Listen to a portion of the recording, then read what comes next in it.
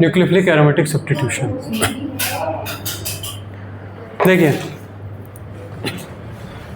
जब हम एल्केल हैलाइड पे पढ़े थे तो हमने सीधे सीधा मना किया था कि बेंजीन रिंग पर न्यूक्लियोफिलिक सब्स्टिट्यूशन नहीं चलता है ना। क्यों नहीं चलता? देखिए, अगर हम सीधे बेंजीन पर अटैक करते हैं, बेंजीन में H यहाँ पर लगा हुआ है, कोई न्यूक्लियोफाइल में यहाँ पर लेके आता हूँ, कोई न्यूक्लियोफाइल में यहाँ पे लेके आता हूँ, तो यहाँ पर हम क्या बनाएंगे, इसको लगा देंगे, NU यहाँ पर लगा देंगे, और लिविंग ग्रुप में यहाँ पर क्या होगा, H माइनस। लिविंग ग्रुप में हमें यहाँ पे H माइनस होगा। जब इलेक्ट्रोफिलिक एरोमेटिक सब्स्टिट्यूशन करते हैं तब लिविंग ग्रुप H प्लस है। H प्लस एक अच्छा लिविंग ग्रुप है, लेकिन H माइनस एक वेरी स्ट्रॉन्ग बेस है, वेरी स्ट्रॉन्ग बेस है, और ये एक वेरी बैड लिविंग ग्रुप है। इसलिए जो रिएक्शन है ये आपकी फेल हो जाती है। इसलिए बेंजीन रिंग पर डायरेक्ट न्यूक्लियोफिलिक एरोमेटिक सब्स्टिट्यूशन नहीं चलता है ना। लेकिन अगर बेंजीन रिंग पर हैलोजन एटम जुड़ा हुआ है, कोई हैलोजन एटम जुड़ा हुआ है, और इसमें कोई इलेक्ट्रॉन विड्रॉइंग ग्रुप EWG, कोई इलेक्ट्रॉन विड्रॉइंग ग्रुप भी लगा हुआ है, और आप कोई न्यूक्लियोफाइल लेके आते हो, तब ये सब्स्टिट्यूशन आपका हो जाता है। तब यहाँ पर NU लग जाता है, और X एज ए ये लिविंग ग्रुप में एज ए निकल जाता है। ठीक है, तो हम देखेंगे कि रिएक्शन कैसे प्रोसीड होती है ना। जो इलेक्ट्रॉन विड्रॉइंग ग्रुप हैं, जो EWG हैं, वे यूजुअली आपके NO2 हो सकते हैं, CN हो सकते हैं, SO3H हो सकते हैं, एक्सेट्रा। इस टाइप के जो इलेक्ट्रोनेगेटिव ग्रुप अगर लगे हुए हैं तो हमें बेंजीन रिंग पर सब्स्टिट्यूशन होता हुआ दिखता है ना। ये लिखिए इतना।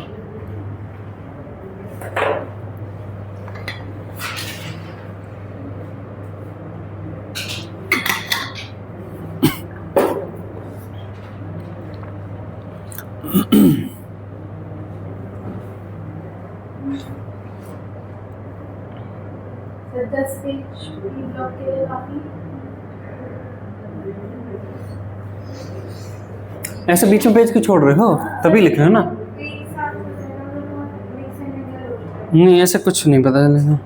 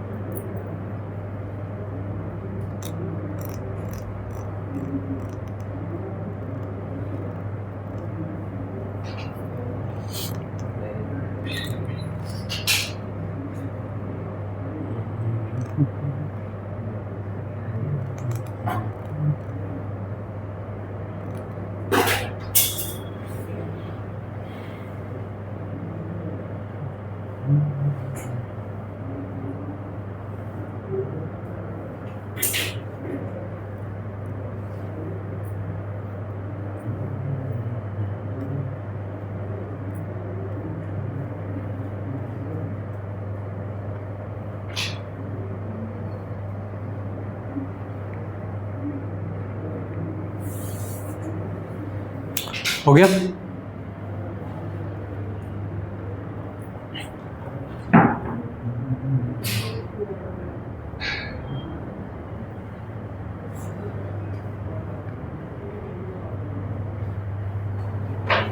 चलिए भी समझते हैं, है ना।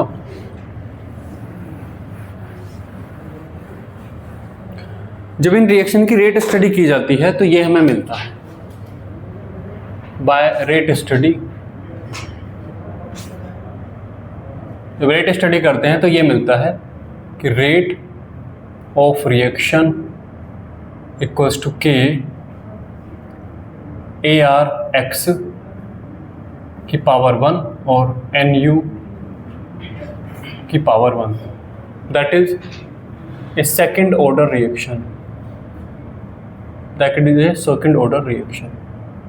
तो हम यहाँ पर क्या माने कि ये SN2 रिएक्शन है। SN2 रिएक्शन में तो होता है रेट इक्वल टू के RX की पावर 1 न्यूक्लियोफाइल की पावर 1। तो क्या ये सेकेंड ऑर्डर रिएक्शन है ना। देखिए इसको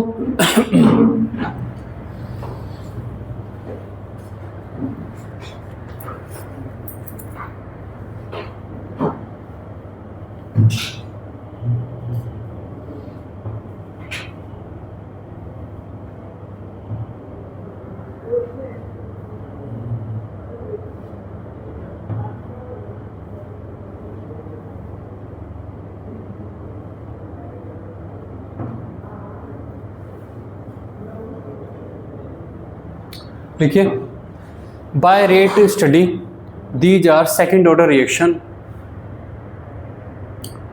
bye rate study these are second order reaction, but the mechanism of these reactions is entirely different from classical SN1 and SN2 reaction,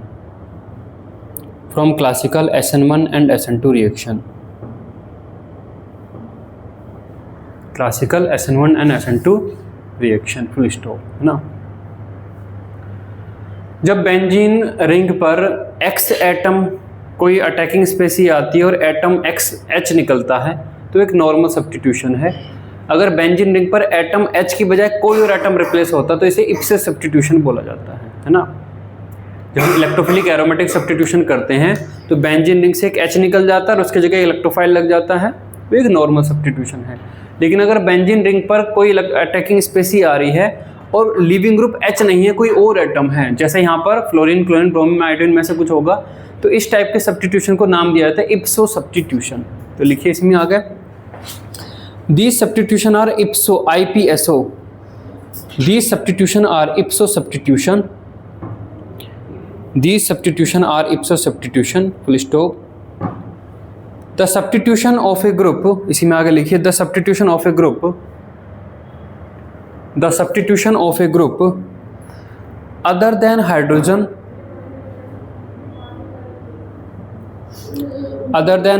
attach to benzene ring, other than hydrogen attach to benzene ring,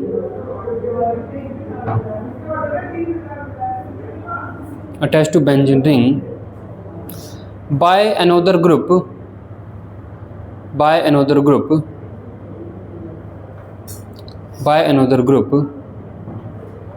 is called ipso substitution,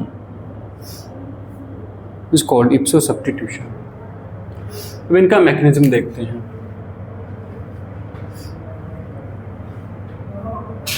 mechanism है ना, यहाँ पर देखिए benzene ring पर कोई halogen atom लगा हुआ है, X ये लगा हुआ है, और यहाँ पर कोई EWG भी जुड़ा हुआ है, EWG जुड़ा हुआ है, ठीक है, ठीक। कोई न्यूक्लियोफाइल यहाँ पर आता है NU, कोई न्यूक्लियोफाइल यहाँ पर आता है, तो जो अटैक है वो उसी कार्बन पर होता है जहाँ पर ये X लगा हुआ है। क्यों उसी पर ही क्यों होता है? क्योंकि ये जो लगा हुआ हेलोजन है उस कार्बन पर डेल्टा प्लस क्रिएट करेगा। यहाँ पर क्या प्लेस क्रिएट, खुद पर डेल्टा माइनस और यहाँ पर ये डेल्टा प्लस क्रिएट करेगा। अब डेल्टा प्लस क्रिएट कर रहा है तो ऑब्वियसली अटैक जो है इसी कार्बन पर होगा, इस कार्बन पर अटैक हो जाता है ना। दैट मीन्स ये बॉन्ड आपका इधर शिफ्ट होकर इस कार्बन पर आपका अटैक हो जाता है और ये बन जाता है। यहाँ पर आपका ये X, यहाँ पर आपका ये NU और यहाँ पर ये बॉन्ड इधर गया है, तो यहाँ पर आपका ये एक मिनट ये सॉरी इधर आया है, तो यहाँ पर आपका ये माइनस ये आपका आ जाता है, ठीक है। इसे सिग्मा कॉम्प्लेक्स यहाँ पर बोलते हैं। ये रेजोनेंस के थ्रू अपना जैसे इलेक्ट्रोफिलिक एरोमेटिक सब्स्टिट्यूशन में होता है अपने आप को स्टेबलाइज कर लेता है। ये रिएक्शन का स्लो स्टेप है, ये रिएक्शन का क्या है, स्लो स्टेप है। और स्लो स्टेप में ही अगर हम देखें तो रेट स्टडी जो हमने करी थी, जो रेट ऑफ रिएक्शन है, रेट ऑफ रिएक्शन वो इसी से तो आएगा K ARX और यहाँ पर NU। रिएक्शन के स्लो स्टेप में न्यूक्लियोफाइल और ये दोनों की कंस्टिट्यूशन आएगी, तो यहाँ से तो ये आ रहा था ये रेट सेकंड ऑर्डर का। अब ये जो बन गया है ना, अब ये जो आपका XET EWG। अब ये जो बन गया है दैट मीन्स ये XNU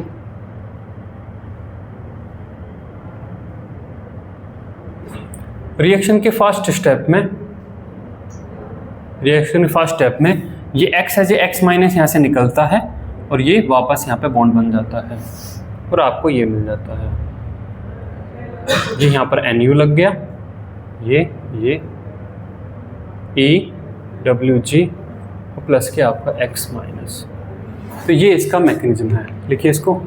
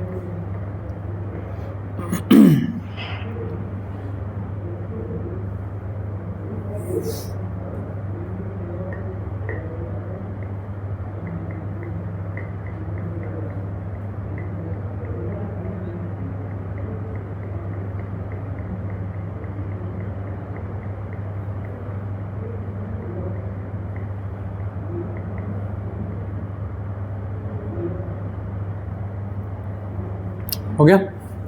नेक्स्ट लिखिए एक्टिवेटिंग ग्रुप।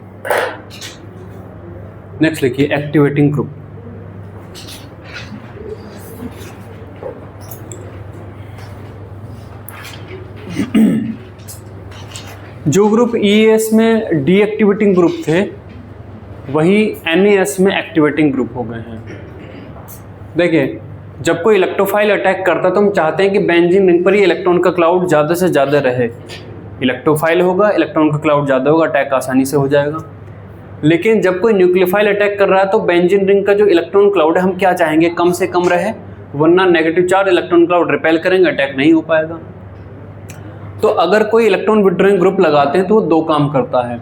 एक तो बेंजीन रिंग पर जो पाई ऑर्बिटल के इलेक्ट्रॉन का जो इलेक्ट्रॉन क्लाउड जो बेंजीन रिंग पर दो ऊपर और नीचे रहता है, एक तो उसको कम कर देता है, और दूसरा यहाँ पे जो सिग्मा कॉम्प्लेक्स बना है कोई इलेक्ट्रॉन विड्रॉइंग ग्रुप इस माइनस चार्ज को एक तरीके से कम करेगा, सिग्मा कॉम्प्लेक्स को स्टेबलाइज करेगा, है ना। तो इसलिए ये अटैक तभी प्रोसीड हो पाता है जब यहाँ पर कोई इलेक्ट्रॉन विड्रॉइंग ग्रुप लगा हुआ हो। नॉर्मल एल्काइल हैलाइड पर भी अटैक उतनी आसानी से नहीं होता। तो लिखिए electron withdrawing group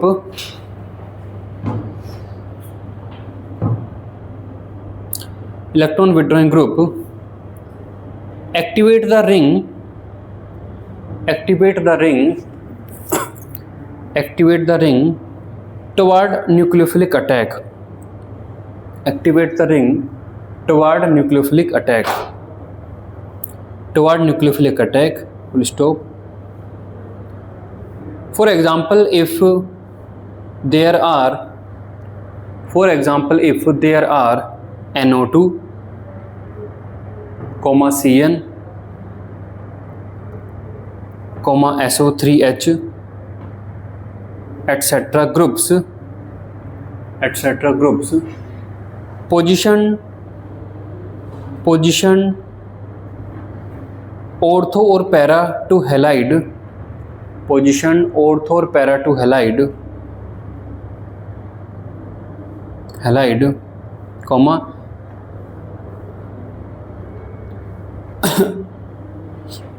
the reaction is favoured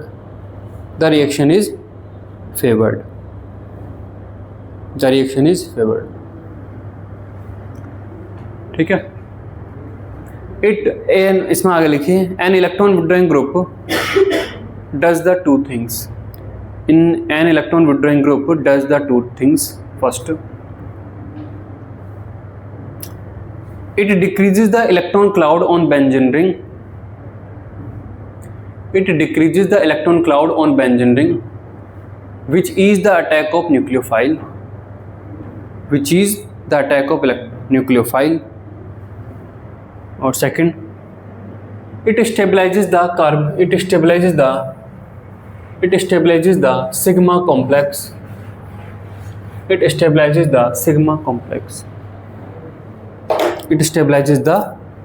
complex. ठीक है। आगे लिए reactivity order of ARX for NAS। ये NAS है, न्यूक्लियोफिलिक एरोमेटिक सब्स्टिट्यूशन के लिए ARX का रिएक्टिविटी ऑर्डर। अगर मैं एल्काइल हैलाइड पर का रिएक्टिविटी ऑर्डर पूछूं RF, RCl, RBr, RI, तो SN1 या SN2 दोनों किसी के लिए भी रिएक्टिविटी ऑर्डर क्या रहता है?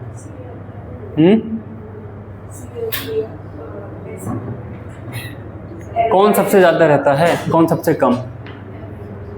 F सबसे ज़्यादा या F सबसे कम?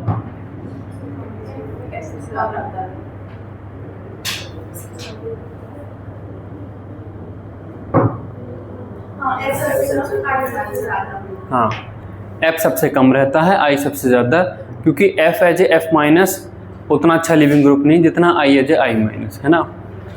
लेकिन यहाँ पर लिविंग ग्रुप का चश्मा लगा के हम नहीं देख सकते रिएक्टिविटी ऑर्डर, क्योंकि लिविंग ग्रुप का निकलना रिएक्शन के स्लो स्टेप में है ही नहीं।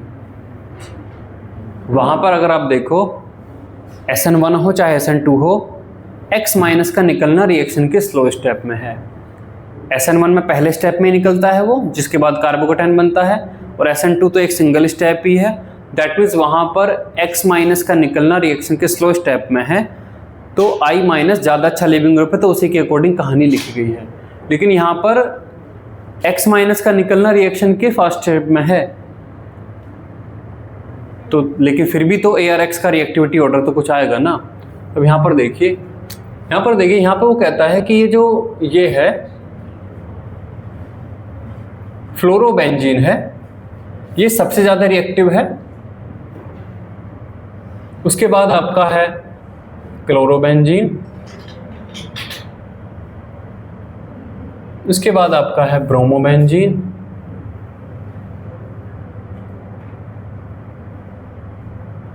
इसके बाद आपका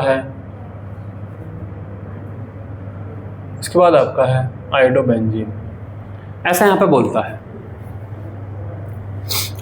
ठीक है, रिएक्शन के स्लो स्टेप में ये नहीं है, लेकिन फिर भी I का I माइनस निकलना ज़्यादा आसान होता, तो मैं ये ऑर्डर इस तरीके से क्यों है।